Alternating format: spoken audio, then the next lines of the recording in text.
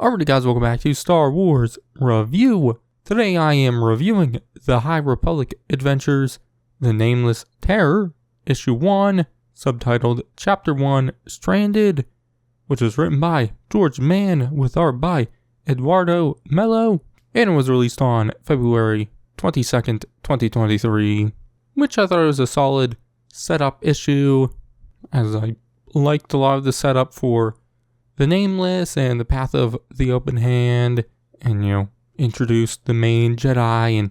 Pathfinder characters, which, some of them have appeared in previous Phase 2 stories. The, issue actually starts sometime after the events of Phase 1, as we see Ty Yorick and her droid, KL-03, on their ship, and, while waiting in hyperspace, Yorick tells a story she heard from her master, Sababa, of the Nameless, which she says that Sababa learned the story from his master, Corran Solstice, which we quickly learn Corran is at the center of this story, as we see him as a Padawan and part of the Pathfinder team with his master, Sola Bedani, but the team also includes Jedi Rock Buran and Zenith Tarl, and their pilot Paco and medic Ambar, which Rock Buran appeared in the middle grade novel Quest for the Hidden City, and Tarl, I guess, also does appear in the Battle of Jeddah audio drama, but in Quest for the Hidden City, Buran loses his Padawan Malik, and at the start of this issue we see Tarl comforting Buran over the loss, as he feels responsible for Malik's death. But before that can really go anywhere, the ship's alarms go off, and so they head to the cockpit, where they find out that another ship has exited hyperspace right in front of them, as we see Corran and Paco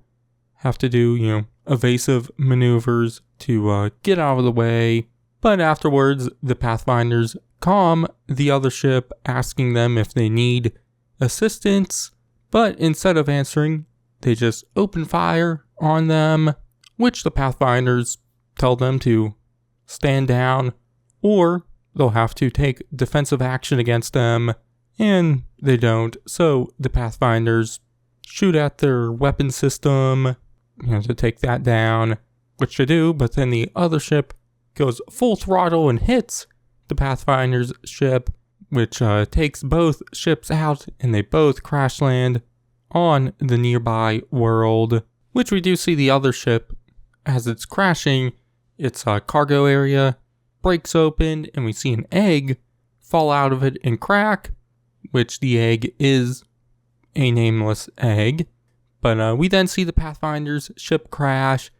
and Zenith Tarl gets trapped under some debris, which they're able to get her unstuck. But we see Corran and his master Sola decide to break the ship open, which Buran questions if the atmosphere is even breathable, but it's their only option, as the ship is about to explode, and so they break out and are able to escape in the nick of time. And fortunately, the air is breathable, but Zenith is badly injured, and now they don't have any medical supplies to help her out, and there's nothing left of their ship, so they head out to the other people's ship to see if there's any survivors and if they have any medical supplies. But they obviously need to be on guard, as the only reason they crashed land was because the other ship was hostile towards them. But during this, we see that the Nameless egg has hatched, and so now a Nameless is roaming around. Also, it does quickly cut back to Ty, KL-03, as Ty talks about the egg and whatnot, but then cuts back to the main story,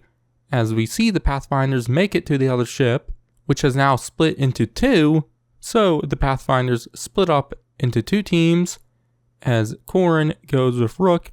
and his master Sola goes with the others, which after they split up, we see Rook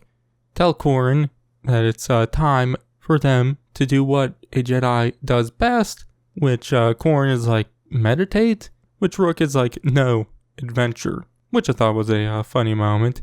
But we see Sula and the others find an open airlock where they find 3 people dead, but not from the crash, as it looks like some monster took them out, which Sula feels that something's not right and that the Force is telling her to leave, but that makes her feel like she needs to find out what that is. But we then see Corrin and Rook make it into their side of the ship, as we see Corrin realize that Rook has been stranded on a planet before, which Rook says more times than he cares to admit, which Corrin then asks Rook about his Padawan Malik, which he hesitates to talk about him, but says Malik is one with the Force. He then starts to talk about what happened on Gloam, but they both hear a noise, realizing that someone is still on the ship, and so they go and investigate, but it then cuts back to the others as Amber, the medic, says that Zenith has to rest and they can't move any longer. So Sula tells them all to stay put as she's going to go further into the ship, as she believes they aren't alone, which we see her do that, and she encounters others who open fire on her, but she tells them to stand down and she takes their blasters away. But it then cuts back over to Corrin and Rook, who are investigating that noise, but they come across some terminal, which Corrin says he might be able to use it to reroute some power and get a distress call off. But then Rook and him both feel what I assume is the presence of the Nameless, but they're able to snap out of it as someone then surprise attacks Corrin. But it then cuts back to Sula, who realizes that these people are the path of the open hand. But before much can happen, they hear the noise of the Nameless and run away, as Sula also starts to feel its presence, and she starts screaming in pain, as we see Zenith doing the same. And that's where the issue ends. Like I said, I thought it was a solid setup issue. I like seeing the character Rook Burn again, and seeing him deal with the events of Quest for the Hidden City. So yeah, but like I said, solid setup issue. Honestly, don't really think it was more than that though. So hopefully the next issues have some good payoff and whatnot. But my grade is going to be a B. But that's going to be it for this review. My next High Republic review